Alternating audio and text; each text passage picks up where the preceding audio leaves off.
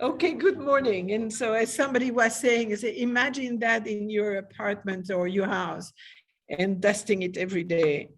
But the purpose, of course, of these paintings were very different. And we will talk about it when time comes. This lecture, by the way, is very closely linked to the next one, because we're talking a lot about collections. It was a big fad since the end of the 16th century for people, intellectual people, to gather around themselves a collection of things that would be that kind of summary of the world, and an idea that being in touch with the entire world with your collection. So as I always do, here is a timeline that, if I can move that, okay. Timeline, and I put a central person is Rubens. We'll talk about these two because they're kind of precursors of the genre of collaboration paintings. So the main people that we'll see are works by Rubens and Jan Bruegel, but it also, Jan Bruegel collaborated with Hans Rothenhammer while he was in Italy. And even when he moved back to Antwerp, they're going to send paintings from Italy to Antwerp and back to Italy in collaboration. Franz Snijders, Hendrik van Balen, Franz Franken, Sebastian Franks, and there are many others that you will see, but I couldn't. They're all in around these dates. At the bottom, you see also the Spanish emperor, the Habsburg. So that whole idea of collaboration is very unique to the town of Antwerp. And here is an earlier work between Quentin Metsays and Joachim Patenier, who both worked in Antwerp, though one was from Germany, the other one was from the south of Belgium. And they collaborated in many works where Metsays would do the figures, and Patenier, who was a pure landscapist, would do these often quite fictional type of landscapes, and very interesting. He's from the Meuse region, for Hermine, who is Belgian too. He's from close to Dinan. And but he went to work in Antwerp because Antwerp was very rich and money was necessary for these painters. They couldn't really attract the proper commissions in staying in, away from the court and from the commercial centers.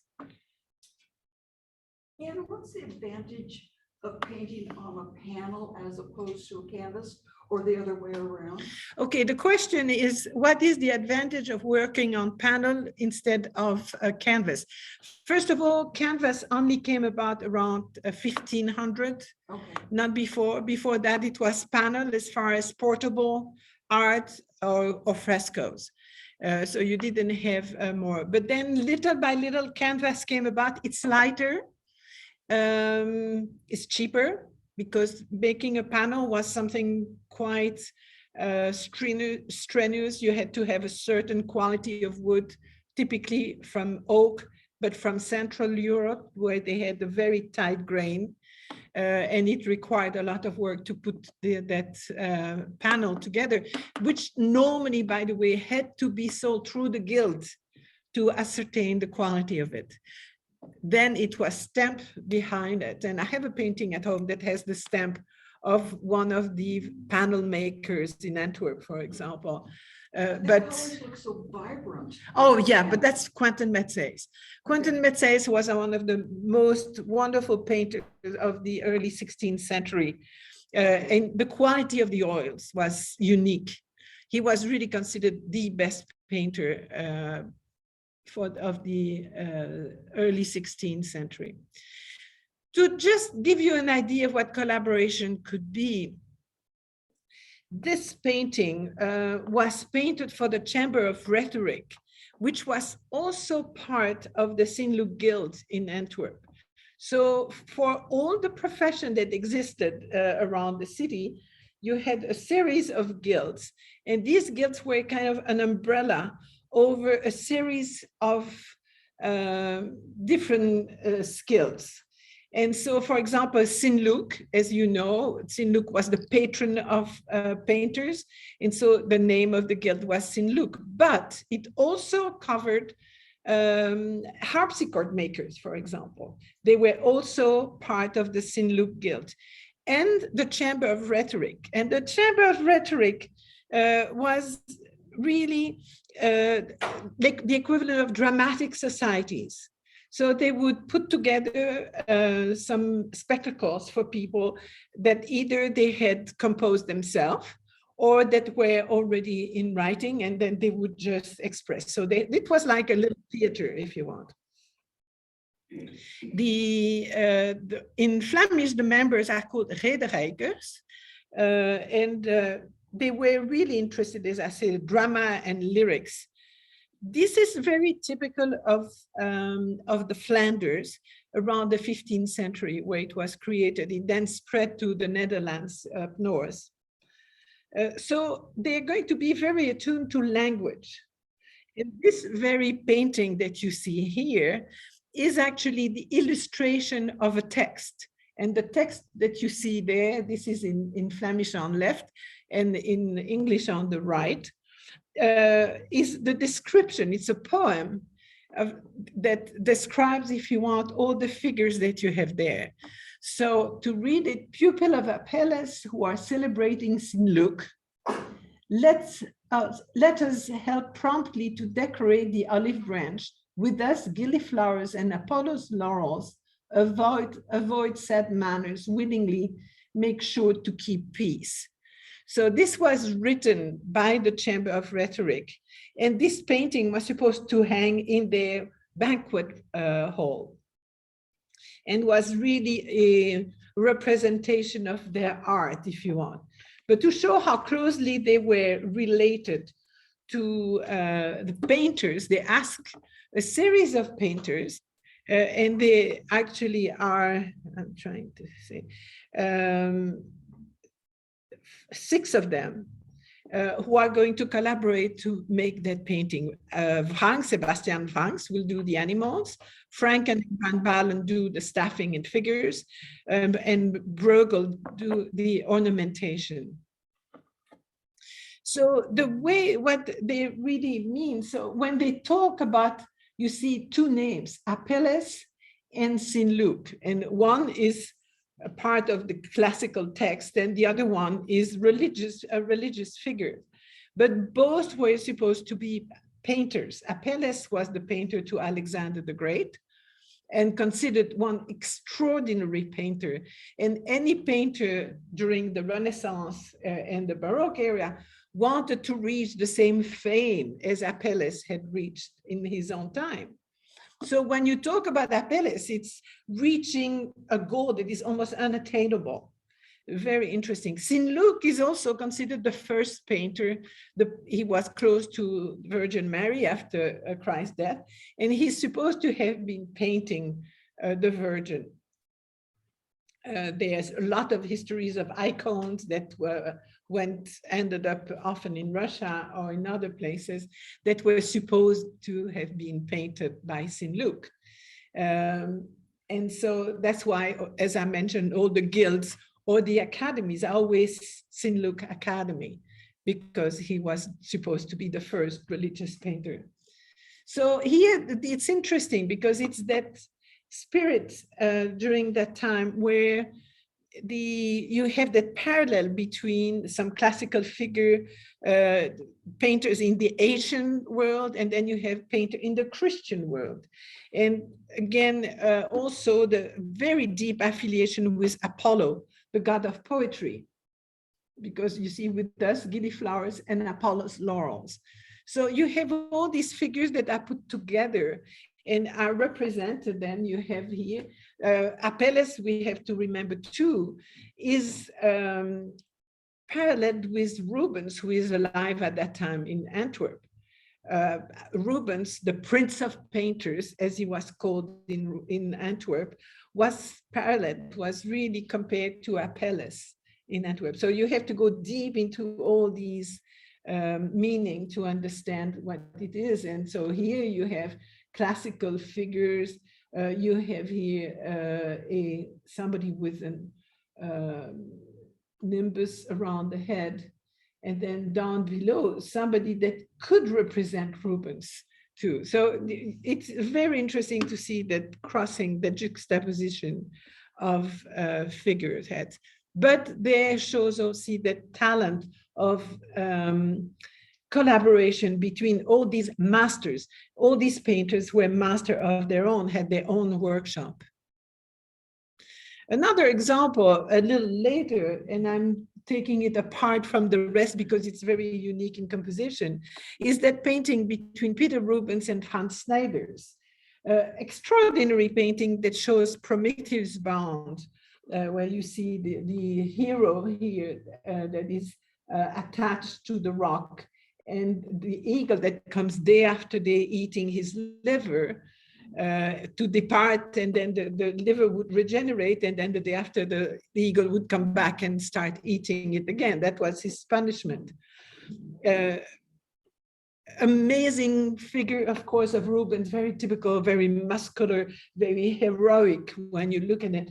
But Snijders was known to be an incredible specialist of animal figures. And you see that powerful eagle that is standing over the body of Prometheus.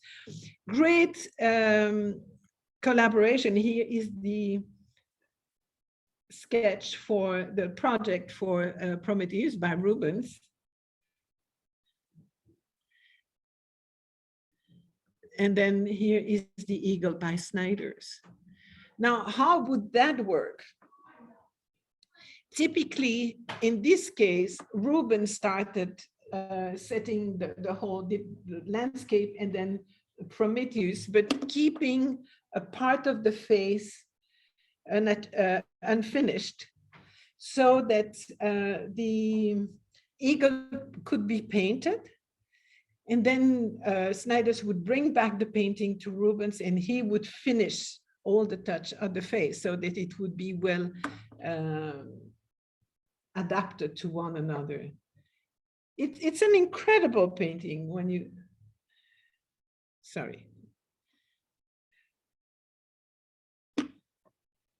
Trying to go back to show you again like this.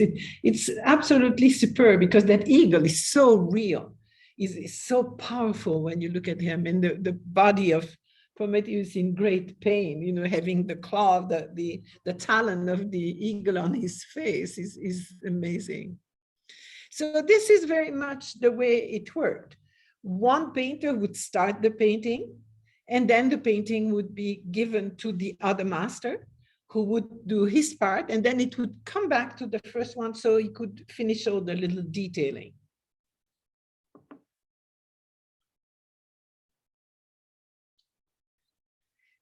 Now, we're going to talk about Bruegel, and Bruegel is a very good example of a dynasty of painters. Many of these painters are going to marry within the profession. So often, one painter is going to marry the one daughter of another painter. And this would keep that, you know, that climate of a professional together. And sometimes if one painter didn't have a son, it was a way for all his tools and all his books and so on to go to his son-in-law so that it wouldn't get lost, if you want, because they had lots of documentation.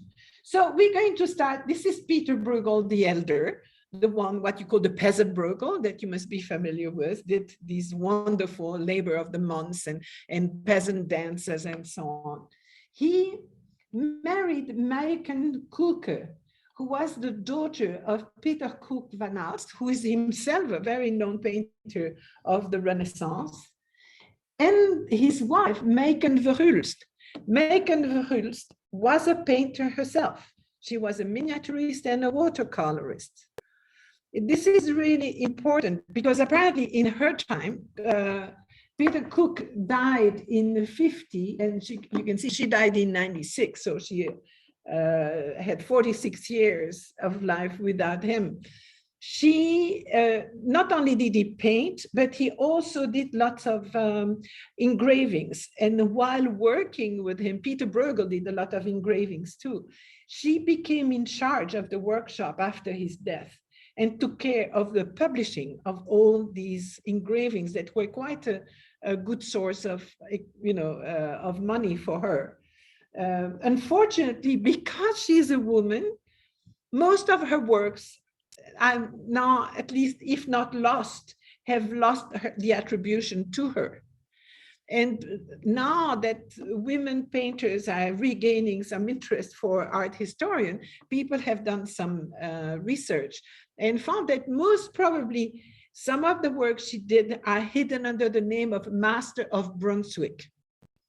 When we didn't know the name of somebody, then it would be the master of something. But they never put a mistress or a woman, whatever, it's master. So we don't have any works that we can attribute to her that is recognized. But anyway, the very important role she played is, as you can see, Peter Bruegel died in 1969. He was still very young. He was in his late 40s when he died. And he just had some children. And here you can see Jan Bruegel was born a year before Peter Bruegel died.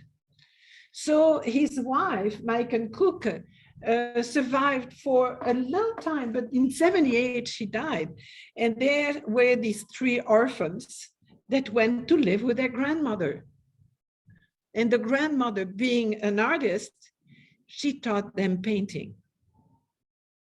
And so what explains also a little bit the genre of Jan Bruegel compared to what his father was doing is very much the training by Maiken Verhulst on him, who was a miniaturist. And we'll see the works that he did is all miniature oriented in the details. And he can do these small figures and extraordinary detailed work. Now, to go on, Peter Bruegel had 3 sons. The elder is Peter Bruegel, the younger. You have Jan Bruegel, the elder. We'll see why we have to do it that way. And then a daughter, Maria, that we don't know much about. Peter Bruegel is going to have a series of children. As you can see, about 7 children, of which 1 is going to become a painter. All the ones that you see in red are painters. But not very known. Jan Bruegel got married twice because his wife, Isabella de Jode, is going to die after giving him 2 children, and probably she died in childbirth when Pascasia was born. And then, of course, Jan Bruegel the younger, who is going to go on with the profession of his father, and he's going to paint very much in the same style as his father. He married then Katharina van Marienburg, and he will have 5 children, 8 children with her. So you have here, only you say 4, in fact it's 5, but 1 died very young. Again, Ambrosius is another painter that followed the line. And there we see how it goes on, is that Pascasia is going to marry Hendrik van Kessel, who was a painter, and they are going together have a child who is Jan van Kessel, who became a very famous painter in the later 17th century. Same thing here with Anna. She married David Teniers the younger, and who is become the great Teniers, who painted, was very known too, and they have a child, David Teniers the third, who is also going to be known, but it's mostly his father who is known. And then Ambrosius, as I mentioned, is going to be himself painter. The children of Jan Bruegel, 2 of them will be painters, but they moved to Italy, and that's where they're going to profess. But this is a very typical genealogy of painters, where you find these marriages. But here it's very interesting because many of them are known. Peter Bruegel is going to reproduce mostly what his father was doing. He does peasant dances and things of the sort, whereas Jan Bruegel is going to do something completely different. So let's talk about Jan Bruegel, who is one of my favorite painters.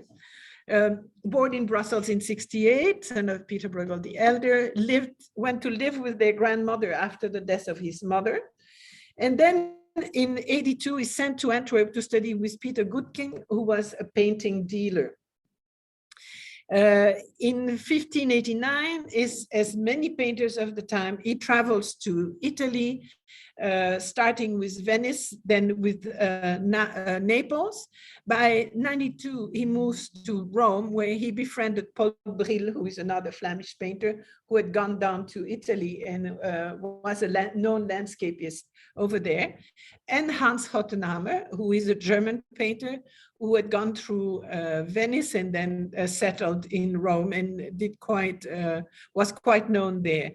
But he is going to befriend the Cardinal Colonna, and through the Cardinal Colonna, he's going to meet the Cardinal Carlo Borromeo, who was a very important figure of the Counter-Reformation. The Cardinal Borromeo not only was a big figure of the Counter-Reformation, but also a great art collector and art lover.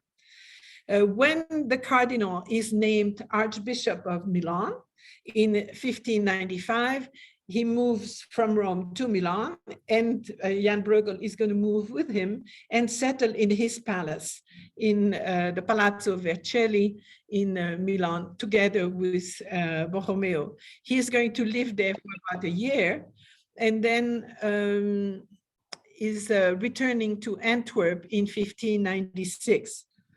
Now, it's interesting, when he arrives in Antwerp, he's not yet a citizen of Antwerp.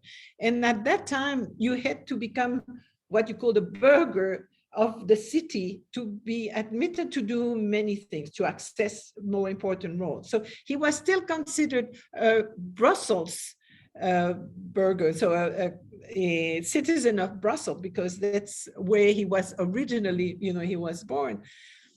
And so it took him about a year and a half to get his citizenship in Antwerp. And that was facilitated by the fact he was the son of Peter Bruegel, who was originally a master in Antwerp. He will be in 1601 elected Dean of the Guild of St. Luke, goes for a short trip in 1604 to Prague, where, if you remember, you have the Emperor Rudolf that had moved the court of Vienna to Prague. And Rudolf was an incredible collector of art.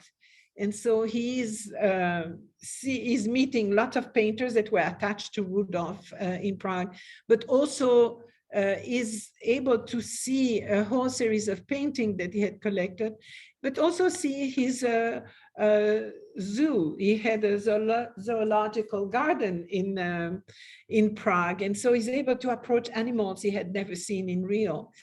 So it's really interesting how these things are quite important. In 1606, when he comes back, he's appointed court painter of the Archduke and the Duchess Isabella, who were both the governors of the Low Countries at the time. And then that's going to really help. Once you are a court painter, you don't depend on the guild anymore. You don't have to pay tax for each apprentice that you have in your workshop. You're pretty much free to do what you want, except you have to work for the Albert and Isabella, who were great art lovers. So he did a lot of work for them too. And then he dies in 1625 from cholera. And if you remember what we talked about with Rubens, he lost his wife in 26 of cholera too. So there was an epidemic, cholera epidemic. And cholera is found in polluted waters. And that was when you had that epidemic, water was very dangerous. That's why you would drink beer and wine.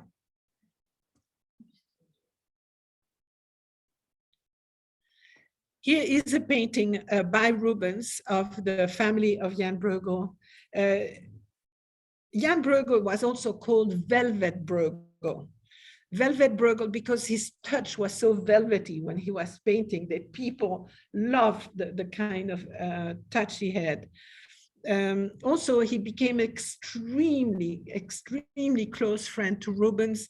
They first child, typically they were godfathers of their children, and they were together quite often. And you see the lovely portrait of his first wife here, Isabelle and the two children. So the young boy that you see there is supposed to be Jan Bruegel II.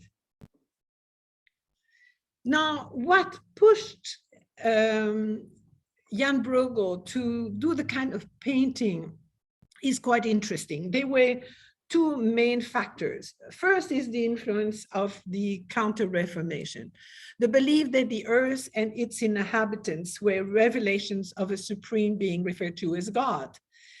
The Counter-Reformation, in particular for Jan Bruegel, Cardinal Federico Borromeo, was emphasized the beauty and the diversity of the animal world. He loved nature. And so he said himself, looking then with attentive study at animals' construction and formation, and at their parts, members, and characters, can it not be said how excellently divine wisdom has demonstrated the value of its great works? This is part of a book, a treatise that he wrote, the 3 books of the divine devotion.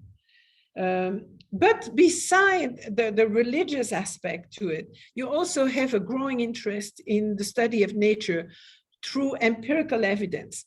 What happens also, if you know we are in the early 1600s, is that people have now been more attuned to things, exotic stuff, that it was flowers or seashells or animals that were imported from these faraway countries. They suddenly look at that was something completely foreign to them. And so they also decided they have to start cataloging.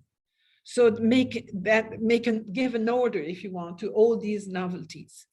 And so you do have, as we mentioned, increased access to new animals, but also catalogs. And 2 main figures is the Swiss Konrad Gessner and the Italian Ulisse Aldovrandi, both interested in these new animals, one cataloging them by quadrupeds, birds, fish, and serpents, and the other one more kind of putting together those that look alike. And this kind of research and discussion, because there was no television at the time, remember? So you still talk at night, and you talk during the day, and people would sit down and they would talk, and all these new things were very exciting for them.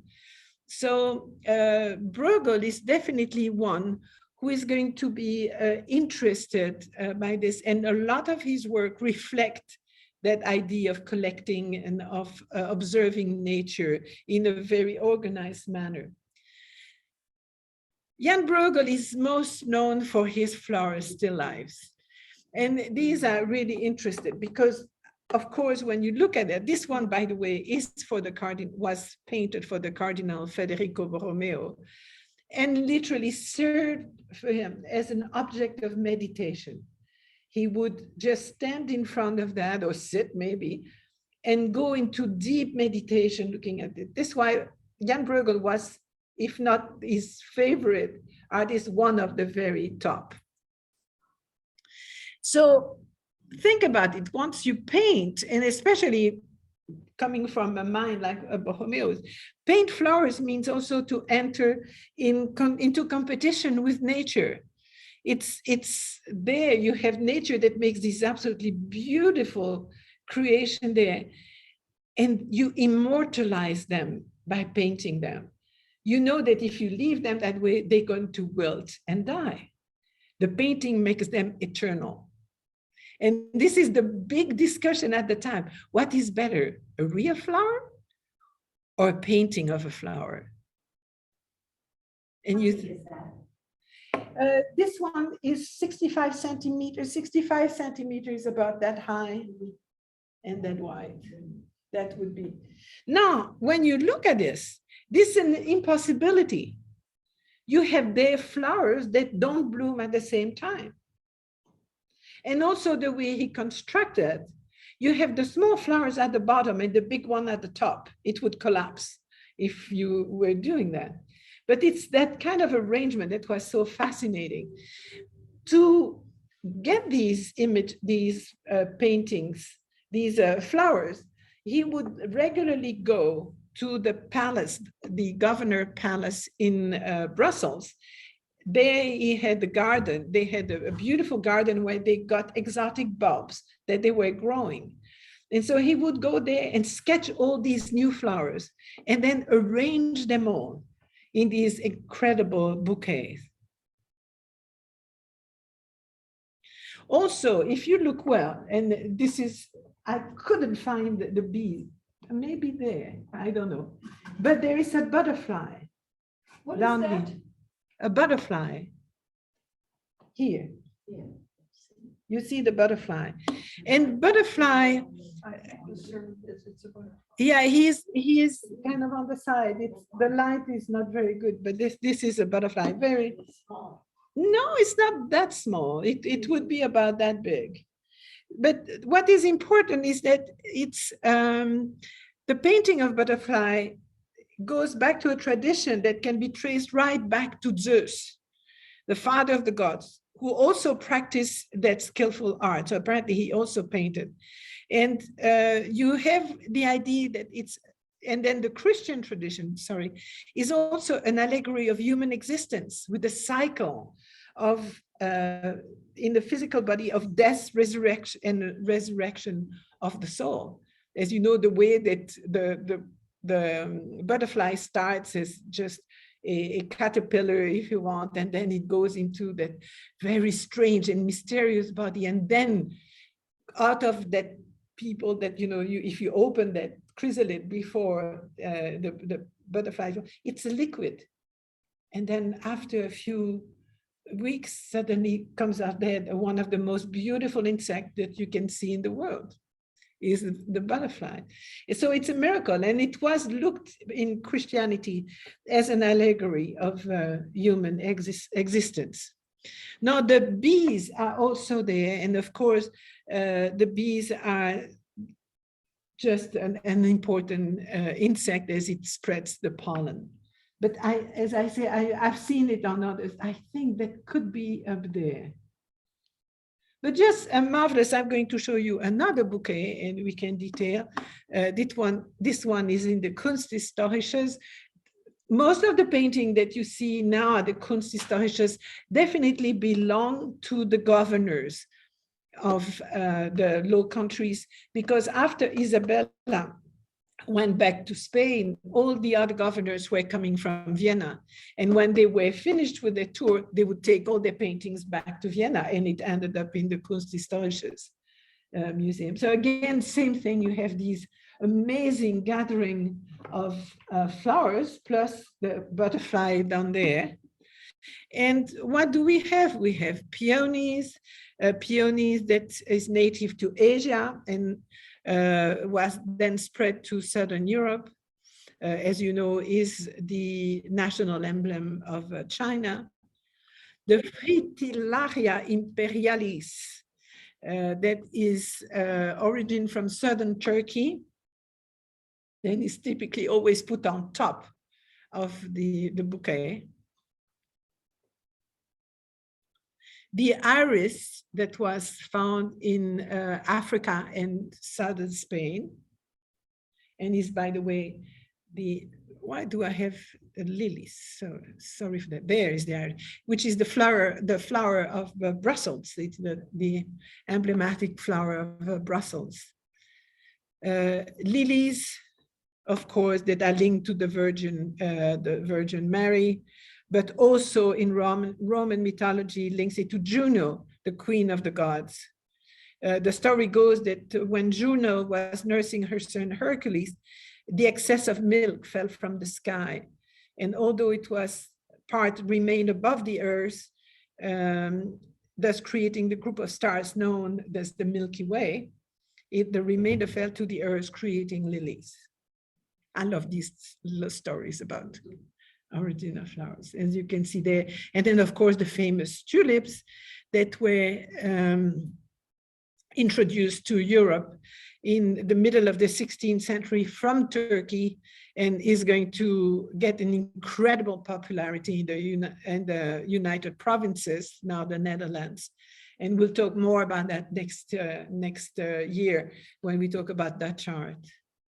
Here is an engraving that shows the property of the palace in Brussels. So you had the Kaldenberg Palace, and then the enormous garden that was behind it, where you had everything. You had vegetables and medical plants, and then you had these particular gardens with these new bulbs and these new exotic flowers. This one, unfortunately, burned. That palace burned in the early 18th century and was replaced by the one we have now. Another of his wonderful painting, and it's really one of my favorite, is that still life with a flower wreath and a tassel. There you see rose, anemones, lily of the valley, tulips, marigold, jasmine.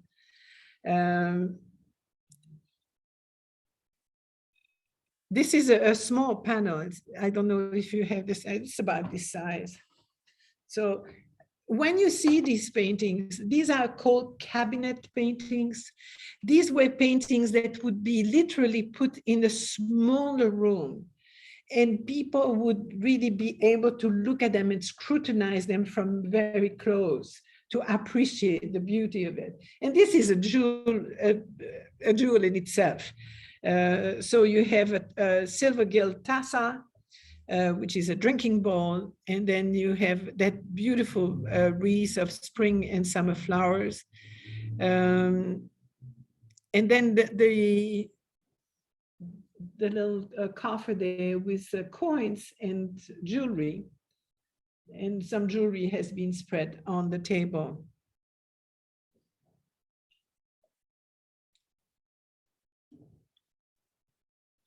Now, what is interesting is there is an hairpin that is shown here, and this has a particular symbolism. This would talk about the status of a woman when she would put, and it depended on the region, but before being married, she would have that hairpin in her hair close to the coif. And after she got married, she would turn it to the left, and that makes you think of people before they graduate and after they graduate, where they go, same idea. It's a step forward, if you want.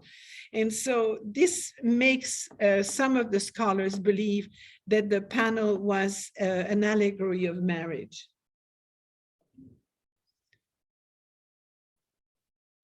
And then there's another much more, this is towards a later date, so beautiful peonies and tulip, as you can see, iris and so on. Now, Jan Bruegel is going to initiate a whole series of paintings, genre paintings. And some of it is called the garlands. And it was really a fashion, and you'll see that he starts, and mostly he started with Hendrik van Balen and painted again for the Cardinal Borromeo. And again, look at that painting, which is, this is a slightly bigger one, 42 by 27 inches. So it's a little over a yard high, and two-thirds of a yard in width. It's at the Moritzhuis, but I've seen it. They had a big exhibition in Vienna once with all these garlands and works by Jan Bruegel and others. And it's absolutely incredible to look at the different fruits that are exhibited, the flowers, and then you have little animals that peek through. Sometimes you have just a deer, you have just the muzzle of a deer coming through the flowers. And you can see that on the ground, there are different tools and animals, and you have cherubs. And then within the garland, you have that cartouche that can be a religious subject or a mythological one. Here it's a Cybele receiving gifts from the personification of the four seasons. Cybele, of course, being the goddess of the earth, of the season, the mother of Persephone.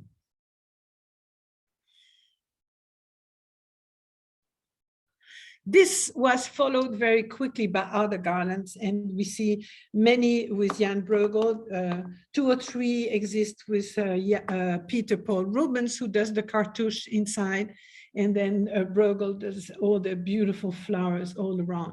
And you can understand the attraction for that kind of painting, that how interesting it is, and you gaze can go around it multiple times and still discover things you haven't seen before. Again, this is a collaboration work. So Bruegel would would paint the garland, then send the painting to Rubens, who would paint the cartouche inside, and then he would send it back so that Bruegel can finish. And for example, the overlap here over the part that Bruegel painted, to just integrate it very well.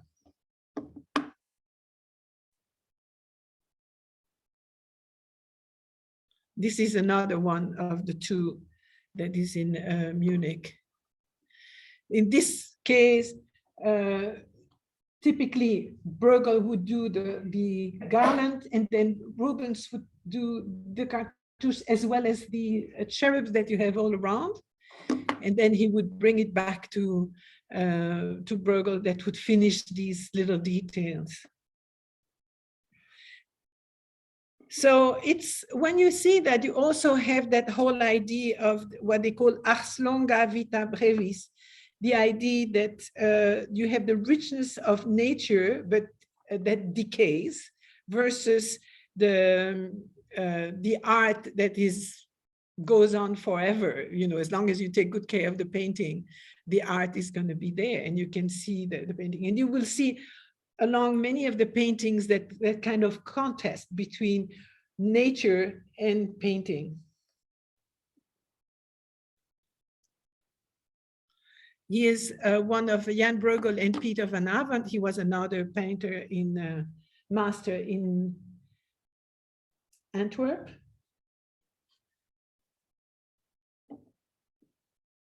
So you have here a kind of a variation of the pure garland. And we can trace all these idea of garland of flowers all the way back to the Greeks, that would surround the statues of the gods with garlands of flowers.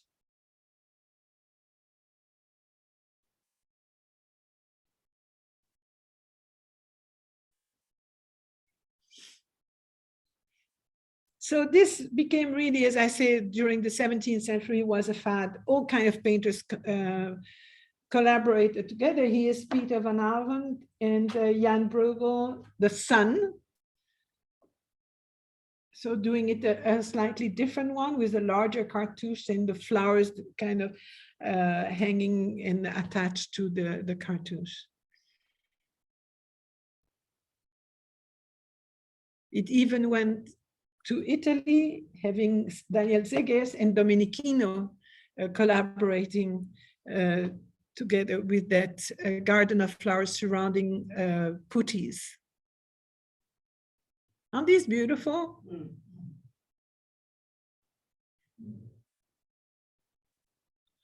Now, beside the garlands of flower, Jan Bruegel also did beautiful landscapes, and these are as interesting as the garlands of flowers, because these are really small. If you look, that's 20 by 35 inches. When you see the quantity of things that are depicted on these paintings. Also, I want to attract your attention that many of the paintings we have seen and we will see are on copper, because copper was more rigid and more safe when it had to do a big trip. As I mentioned, the fact with Hans Hottenhammer, and we'll see some of the paintings in a minute, it had to go from Italy to Antwerp and back from Antwerp to Italy. So it's quite, so copper was a pretty good support for that. I mean, we'll detail copper paintings next time. But this is just a beautiful little painting typical of what Bruegel used, which is the atmospheric perspective. As you can see, the colors change towards the horizon, where it ends up in the blue. It goes from green to aqua and then blue at the horizon. And that was the way he was emphasizing that perspective. But look at the crowd. You see that you can almost hear the noise of the village and people going around, and you have all kind of things, even a self-portrait of Bruegel here, part of the crowd. But people coming by barge, and you have the little ducks on the river, some carts that have come to just enjoy that good time. Peasants were working so hard, but when there was a feast, they just had tremendous entertainment. They loved to drink, to eat, and to dance. So that was really that contrast between the hard life, but then the enjoyment. And these scenes, to me, are absolutely fascinating. He also did religious themes, but often again, it's almost an excuse for the painting because we don't see very well what's happening. It's the apostles, Peter and Andrew, and they're in the back. You can't see them here. So they're not put at the forefront of the painting, but they're just in the middle of the action, almost towards the back. And then you have that architecture. So this is a beautiful landscape of the sea. And you can see here very well that atmospheric perspective that goes all the way to the end. He did also allegories. Here is one, the allegory of fire. So it would be part of a series of the elements, but this representing the fire shows all kinds of objects that are made with the help of fire. And then you see also how blacksmiths are working. And these were the absolute correct tools that were used during that time to make any of these body of armors or weapons or swords and so on.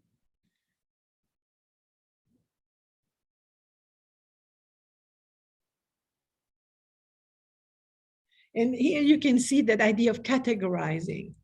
So you have these incredible array of helmets, of, as I say, shields and others, even jewelries and other, some ceramic parts that are made in a kiln. So all with the help of fire.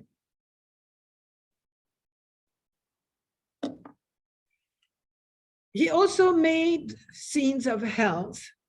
And it's interesting because for a while, it was his brother Peter who was received the attribution of this painting. And so his brother got the nickname of Hell Peter. And it's only recently, in the last 30 years, that they've been reattributed to Jan Bruegel instead. And this is believed to have been made also in collaboration, but they're not sure who would be the right one. These kind of scenes would be done for a newer elite audience who really like these very sophisticated little paintings. And they could be mythological or religious, depending on. He is also one of the ones that started gallery paintings. And gallery paintings are most known by Franz Franken. He is doing it with the uncle of Franz Franken, Hieronymus Franken, who, and you can see in these paintings, typically collections of art, real collections of art that belong to some Antwerpener citizens. In this case, you have the visit of the Archdukes Albert and Isabella to that particular couple, the Peter Holz, and all kind of art that belong to these people. You can see paintings, you can see small sculptures, you have series of shells. It was a big fad to collect exotic shells that were coming from different parts. But it has also to do with iconoclasm. In Antwerp had gone in the late 1560s through a really bad iconoclastic, how can I say, storm, if you can say, where the cathedral was very damaged and many other churches were damaged. And so that remained, for a very cultivated audience, remained a real trauma. And on that painting here, if you look, it's difficult to see it from there, but you have actually some what they call iconoclastic donkeys that have anthropomorphic shape, so the body of a human and the head of a donkey, that show the idiotic thing that these iconoclasts did by demolishing art and scientific instruments too. And here down in the corner, you can also see a statue that has been dismembered. So it's the legs are surrounding the pot. And then he brings that big vase with the flowers. So typically Bruegel, that again, it's that idea, is a painted bouquet better than natural flowers? So a lot of symbolism in all the, and by the way, most of the paintings that still exist are absolutely cataloged, that what is on the wall. We know by whom and so on. He did also singerie, and singerie is, comes from the French. The idea means comical grimace, behaviors, and so on, where he uses monkeys that are behaving like humans. And this is something that started shortly before him and will be continued, particularly by Teniers, where he does these magnificent little paintings with monkeys that are doing all kinds of things, play card, behave like human, as I say. That is really that kind of ironic comment on human behaviors. And a lot of people, as you've seen in the previous painting, had little monkeys, you know, that would frolic in their interior. This went on, by the way, all the way to the 18th century when porcelain started. In Meissen, they made little statuettes of an entire symphony. It was not really symphony yet, but of an orchestra. You had the orchestra, all dressed, all little monkeys that were playing the harpsichord and playing flute, and they're magnificent. The little figurine like this in porcelain. This is the continuation of what you see here in painting. So this, it's traced back to the end of the 16th century, where Peter van der Bocht started these type of representation.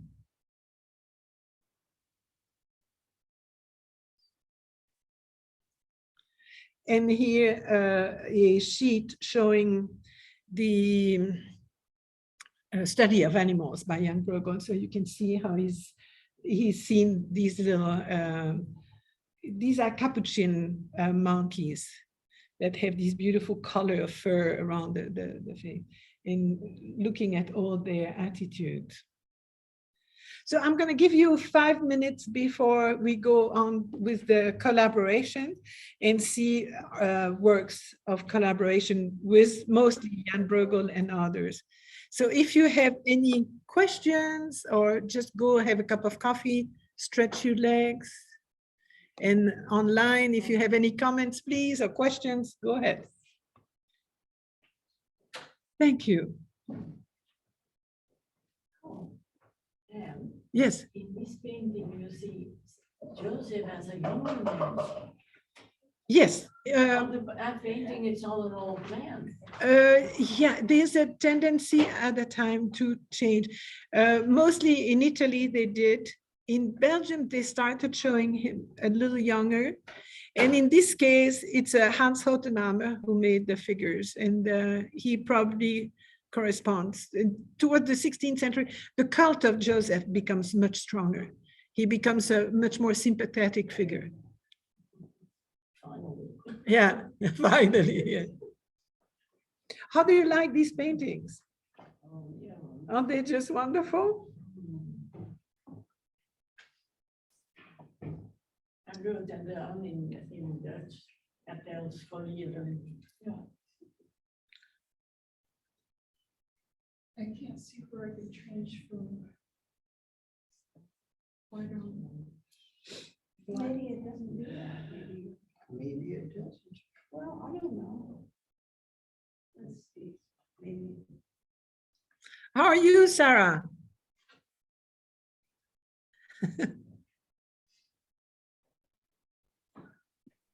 Fine, okay. Good. Okay, Are you coming back? Here. not yet, 2 more weeks. Okay. And Still Burr, have the guild houses. What? We still have the guild houses. Oh, yes. You have them in Antwerp, you have them in Ghent, you have them in Brussels. Yeah, And one is at the Vaske. Yeah. yeah. In Brussels too. I've been up there.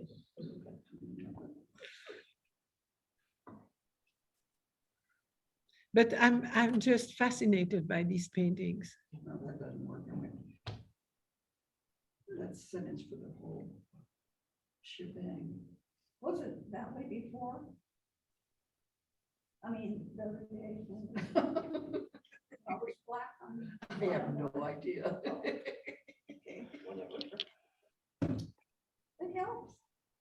It helps a lot. It helps immeasurably. Yeah, that's cool. So how do you like these? Yeah, it's a lot easier because both of us here we're hearing aids. Yeah, I know. And you miss things up. I agree. And you go, oh, okay, that's what she said. No, that's absolutely true. You know, the one picture that you showed with the one iris, Yes. I immediately thought of Van Gogh. Oh, yeah. But very different. But I mean, iris is a very common flower.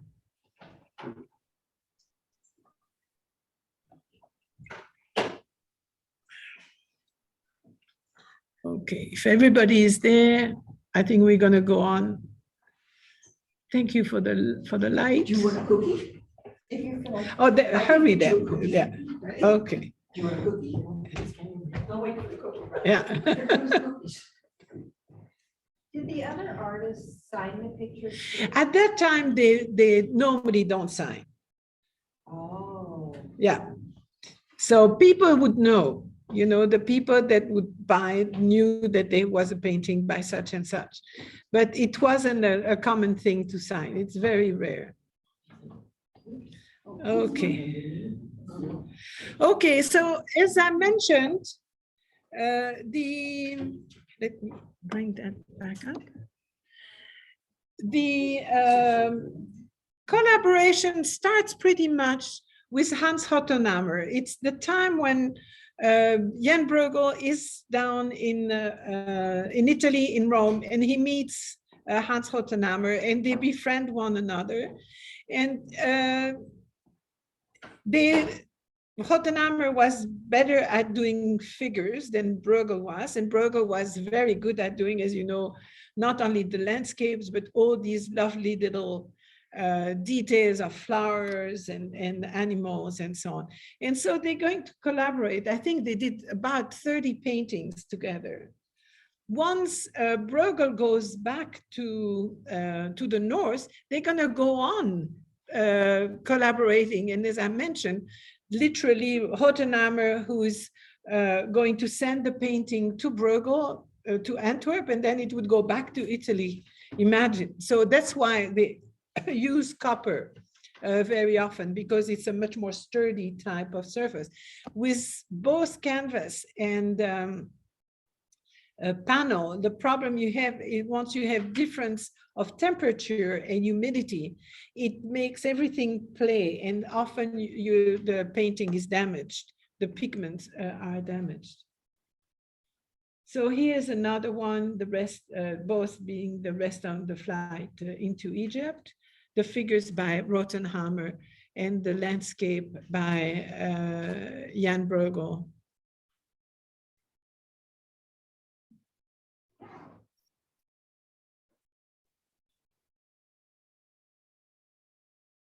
And you can see there's always a little rabbit and other little birds flying. That's very typical of Jan Bruegel. They did also some more complicated story. This is Christ in Limbo, and where Bruegel would do the fire, the back, all the background, and all that is around the figure. So this was a very intimate work between the two. This one, the winter landscape with the glory of angels. And there you know that all the small figures in the landscape were made by Jan Bruegel. Hottenhammer making all the cherubs on top. Now there's been a very long collaboration between Jan Bruegel and Rubens, where they did probably about 25 extant painting between the two of them. This one is the Return from War, where Mars is disarmed by Venus. Again, the cataloging that corresponds so much to that encyclopedic period that you find in Antwerp, with all the body of armors, and you have cannons, and then you have some workshop in the back. All this would have been done by Jan Bruegel, and just the figure of Mars and Venus and the putti would have been done by Bruegel.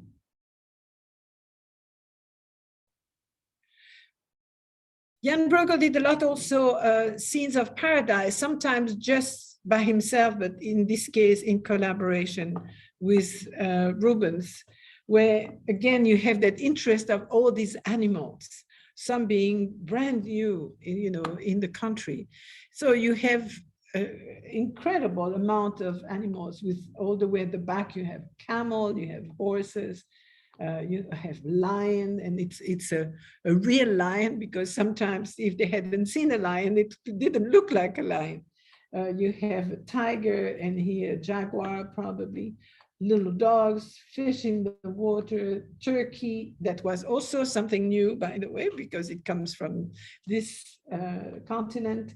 You have the beautiful peacock, the lovely little dog there at the foot of so The size of that ostrich. yes. Yeah, because he's towards the front, and they are big, Yeah. No, but you see, it's really interesting. And then of course you go there and you have the parrots. Parrots that, by the way, were often kept as pets in Antwerp. You see many paintings showing you have a little monkey and you have a parrot. And then of course the snake giving the apple to Eve.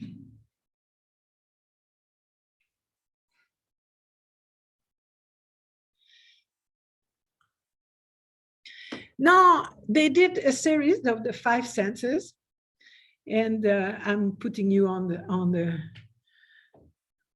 how can I say it? On the question right now. What is that sense?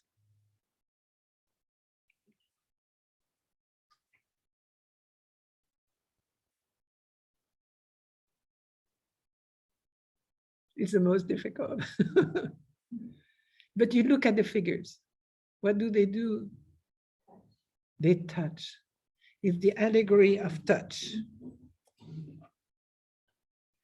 Again, done by Peter Bruegel. And so you have here the classifying obsession of Bruegel, where everything is done. So you have body of armors. And what we have to realize, the body of armors of people of your family that had died were kept by the family, by the descendants, and they were almost worshipped as the remains of a hero, if you want, because often they had died at the battle. Also, you have body of armors or weapons that you have taken from the enemy. This would also be shown and appreciated by people. And in this case, you have also people making weapons and body of armors in the background and the cannons. The paintings that you see on the wall all relate to war and the idea of touching. And as you can see here, she kisses the puto.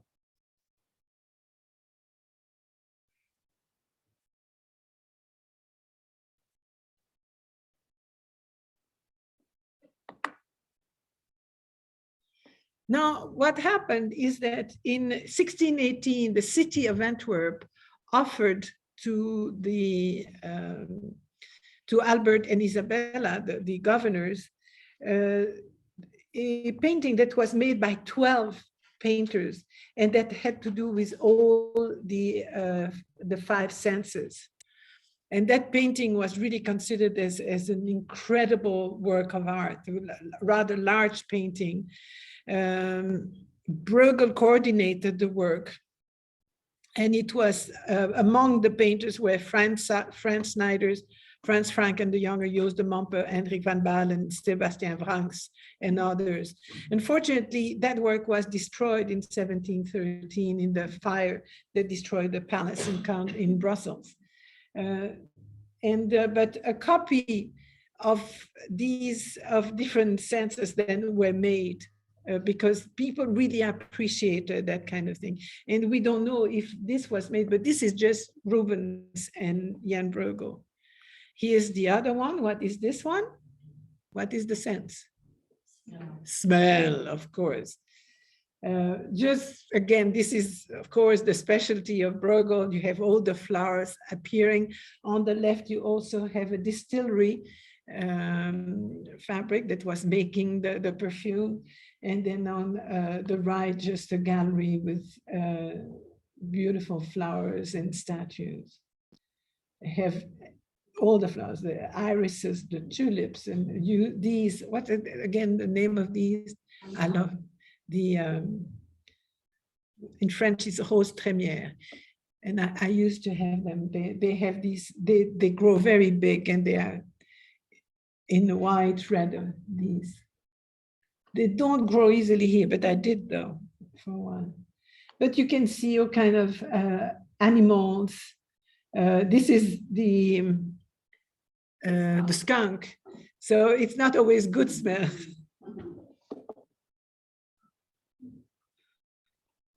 Imagine again, you see how they went back and forth, Bruegel painting the whole thing, but blocking that place where the large figure was to be painted by Rubens.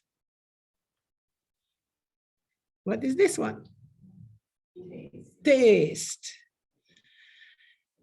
So the woman in front of a big banquet, again, a reminder of the garland paintings that they were making at the time. You have a kitchen in the background. And then, of course, all kinds of games and other that are not handled at the same time. So this is, again, that kind of almost paradisiac idea of everything being available at the same time, but it's not realistic at all. In the background is the old castle of Tervuren that doesn't exist as such anymore, has been replaced by a newer one. You have a satyr filling a wine glass. You have paintings, and mostly, so here you have the Fat Kitchen by Bruegel. You have another painting with Christ. You have wines produced by on the estates of the archdukes. You have an embossed leather tapestry just behind the table here that has to do with the what was done in Cordoba at that time in Spain, and then the marriage of Cana, probably by Franken. But altogether, it has also a moralistic sense. It's a warning against intemperance.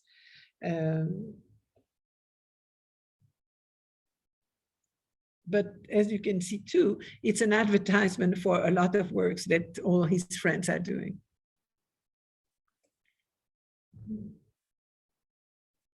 What sense? Hearing. And here it's also just wonderful, a whole series of instruments, but also clocks on the wall there that this were making the tic-tac sound. Beautiful series of instruments here, music that can be recognized. They know who wrote these music. And then a harpsichord, the famous Rijkers harpsichords that were known all over Europe for their quality, with a painting by Hendrik van Balen on the lid, which was very typical. And again, I remind you that the harpsichords were made under the same umbrella as far as the guild was concerned as the painters. So they had a close relationship between them. And you have a parrot who's talking, of course, and all kind of beautiful things. And in the background, it's the Chateau of Marimont, which was the summer residence of the archdukes. And then here's the one you saw at the front, which is probably one of the busiest, but you can see again paintings. That's a Bruegel and Rubens painting. This would be another Rubens painting, another Rubens here. This is actually an Italian painting. You have an astrolabe, all kind of beautiful objects. And so this is the allegory of sight. And all kind of instruments to see, you know, on the sea there, to measure a portrait of the archdukes there, a beautiful cabinet where they would put collections, a collection of busts, Roman busts, and we know which emperor they are. In the back there, a little alcove that seems to come from the house of Rubens. And then in the back, the old castle of Koudenberg in Brussels.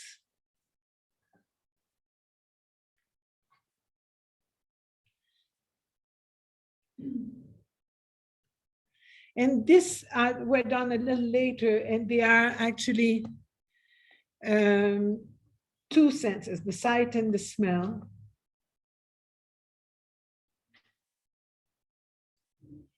And the hearing, touch, and taste. And these have been very interesting for scholars because it shows a lot of things they were doing at that time and how they were doing it. So people love to see these. And here's a painting by Jan Bruegel of the Castle of Marimont, so the summer residence of the dukes outside of Brussels that appears on many. Again, collaboration between Rubens and Rubens and Bruegel. Bruegel being in charge of the landscape in the background of the two governors. They were a second cousin, and it was decided when they were named governors of the Low Countries that they would inherit it if they had a surviving child. And they had 3 that died in very young age. And so as they remained childless, it reverted to the Spanish crown. More of Rubens and Bruegel in a very almost Renaissance-like composition of Rubens showing the Virgin looking at the Book of Hours, and then the beautiful flowers surrounding and the landscape surrounding it. Those pages look like they would fall. Yeah, I know, it's gorgeous.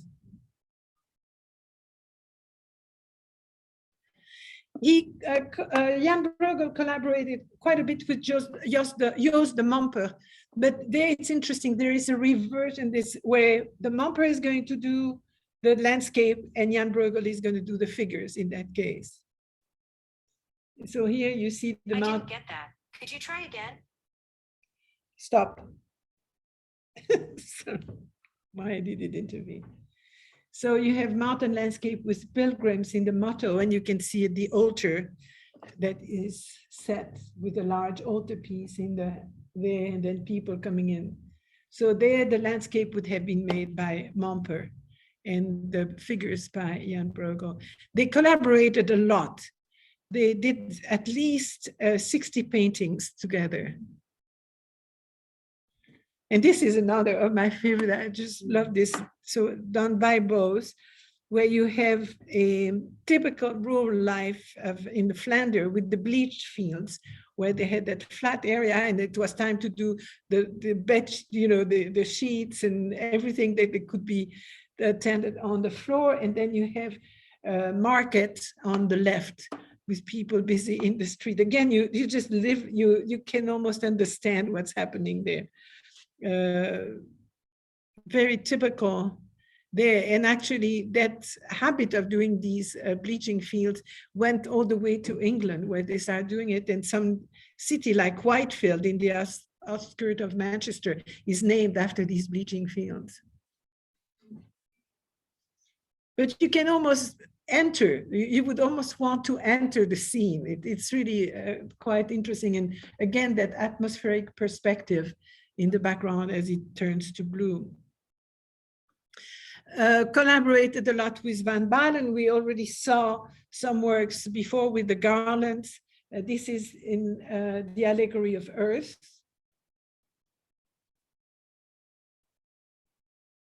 Van Balen would do, of course, the figures. And it was made easy because around 1604, Van Balen moved close to Bruegel, so they were just a few houses away from one another. And then finally, with Sebastian Franks. Sebastian Franks was